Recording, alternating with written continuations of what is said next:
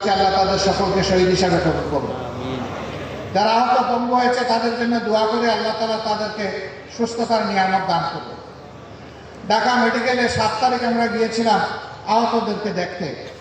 হাত কাটা, পা কাটা, চোখ নেই।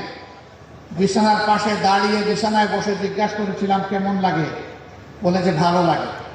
আপনি আহত অবস্থায় রক্ত ঝরছে, চোখ নাই, তুমি দেখো না, তাও তোমার ভালো লাগে।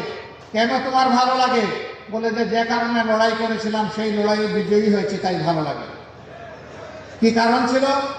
বলে যে দেশকে স্বাধীন করার জন্য লড়াই করেছি। আল্লাহু আকবার। তাহলে 71-এ কি হয়েছিল? হ্যাঁ, 71-এ একটা স্বাধীনতা এসেছিল, এই জাতি এনেছিল, কিন্তু স্বাধীনতার মর্মভূমি ডুকরে ডুকরে কেঁদেছে। স্বাধীনতার ফসল বাংলাদেশের জনগণের পকেটে এবং ঘরে উঠেনি। একটা গোষ্ঠী এটাকে হাইজ্যাক করেছিল, আর একটা দেশের হাতে এটা তুলে দিয়েছিল।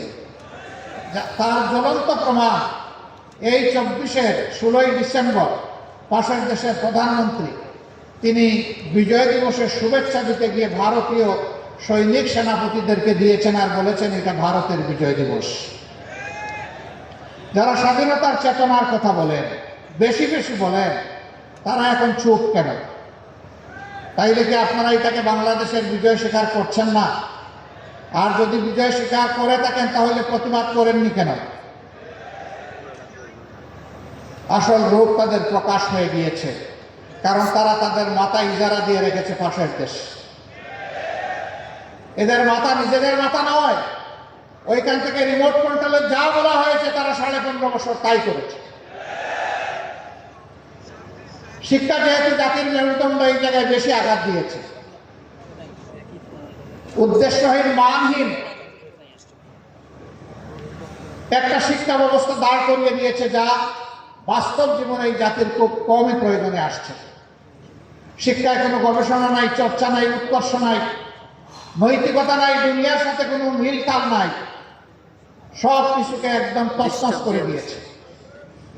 আমি ইসলামী ছাত্র শিবির এবং এখানে অন্যান্য ছাত্র সংগঠনের যে সমস্ত নেতৃবৃন্দ উপস্থিত আছেন তাদের কাছে আমি আহ্বান জানাতে চাই, আরেকটি যুদ্ধ করার জন্য তোমাদেরকে তৈরি হতে হবে। সেই যুদ্ধটা হচ্ছে শিক্ষা প্রতিষ্ঠানকে সবার আগে মেরামত করা। শিক্ষা যেহেতু জাতির মেরুদণ্ড, এই জায়গায় তোমাদেরকে শপথ নিতে হবে আর কোনো চাপাতি কোম্পানিকে ওখানে ঢুকতে দেওয়া হবে না, কোনো গাজাকুরকে ওখানে ঢুকতে দেওয়া হবে না, হাতে অস্ত্র নিয়ে ওখানে ঢুকতে দেওয়া হবে না, গণরুম যারা কায়েম করে তাদেরকেও ঢুকতে দেওয়া হবে না। শিক্ষা প্রতিষ্ঠানের টেন্ডারবাজি, চাঁদাবাজি যারা করবে তাদেরও কোনো ঠিকানা শিক্ষা প্রতিষ্ঠানে হবে না। শিক্ষা প্রতিষ্ঠানে শুধু শিক্ষার চর্চা আর গবেষণা থাকবে। যদি তাই থাকে তাহলে আগামীর বাংলাদেশ ঘুরে দাঁড়াবে ইনশাআল্লাহ। যদি তোমরা শিক্ষা প্রতিষ্ঠানকে সেইভাবে গড়ে তুলতে পারো তাহলে 24-এর এই ত্যাগ ইনশাআল্লাহ শতভাগ সফল হবে। আর যদি শিক্ষা প্রতিষ্ঠানকে গড়ে তোলা না যায় এই জাতি বারবার পথ হারাবে। এই জন্য পথ হারা জাতিকে এখন পথের উপর টেনে উঠানো তোমাদের দায়িত্ব। এই জন্য আমরা তোমাদের সাথে আছি। এই যুদ্ধে যেভাবে 24-এ আমরা তোমাদের সাথে ছিলাম 36শে জুলাই পর্যন্ত, আগামীতেও তোমাদের সাথে থাকার অঙ্গীকার আমরা ব্যক্ত করছি। তোমরা এগিয়ে যাও, আমরা তোমাদের সাথে আছি ইনশাআল্লাহ। ইসলামী ছাত্র শিবিরের উদ্দেশ্যে আমি বলতে চাই, এখানে স্লোগানে লেখা আছে সততা, দক্ষতা, দেশপ্রেম। এই 3টা জিনিস যাদের অন্তরে থাকবে, বুকে থাকবে, তারা ইনশাআল্লাহ জাতিকে ভালো কিছু দিতে পারবে। 77-এর 6 ফেব্রুয়ারি ঢাকা বিশ্ববিদ্যালয়ের কেন্দ্রীয় মসজিদ থেকে এই সংগঠনটির যাত্রা শুরু হয়েছিল। 2010 সাল পর্যন্ত ছাত্র শিবির তাদের বৈধ রাজনৈতিক একটা ছাত্র সংগঠন হিসেবে তাদের অধিকার প্রয়োগ করে সদস্য সম্মেলন করতে পেরেছে। 10 সালের পরে আজ এই দ্বিতীয়বার, 10 সালের পরে এই দ্বিতীয়বার আজকে 24-এর 31 তারিখে ডিসেম্বরে অনুষ্ঠিত হতে যাচ্ছে। মাঝখানে না হওয়ার মূল কারণ আমি সবার বক্তব্য শুনি নাই, সার্ভিসের বক্তব্য থেকে চলে এসেছে। সার্ভিস বলেছে এই সংগঠনকে নিশ্চিহ্ন করতে চেয়েছিল হায়ানারা, তারা পারেনি। সত্যের উপর যারা দাঁড়িয়ে থাকে আল্লাহ তাদের সাথে থাকে। ইসলামী ছাত্র শিবির সত্যের উপর যতক্ষণ দাঁড়িয়ে থাকবে ততক্ষণ আল্লাহ তাআলা তাদের সাথে থাকবেন।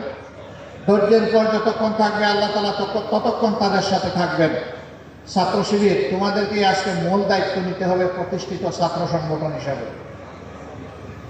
শিক্ষাঙ্গনে নৈতিকতা ফিরিয়ে আনা এবং শিক্ষাঙ্গনে শিক্ষার পরিবেশ ফিরিয়ে আনা। আমি তোমাদেরকে অনুরোধ করবো এই দুইটি গুরু দায়িত্ব তোমরা কাঁধে তুলে নাও। এতে যত স্যাক্রিফাইস তোমাদের করতে হয় সেই স্যাক্রিফাইসের জন্য তোমরা তৈরি থাকো। তারপরেও আমাদের শিক্ষা প্রতিষ্ঠানগুলো তোমরা মেরামত করে দাও। হ্যাঁ, এই কাজ তোমাদের একার নয় এবং একা পারবেও না। এই কাজের জন্য যারা আগ্রহী, সত্যি যাদের মনে সততা থাকবে, যাদের সেই দক্ষতা আছে এবং দেশপ্রেমের ব্যাপারে যারা আকস্মিক, তোমরা সবাই মিলেমিশে হাতে হাত ধরে এই কাজটি করবে। এটা তোমাদের প্রতি আমাদের অনুরোধ। এইখানেই তোমাদের ঐক্য হবে এই তিনটা স্লোগানের ভিত্তিতে সকলের সাথে।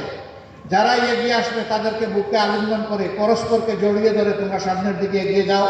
তোমাদের হাতেই আগামীর বাংলাদেশ শোভা পাবে ইনশাআল্লাহ। আমরা সেই যুবকদের হাতে বাংলাদেশ দেখার জন্য অপেক্ষায় আছি।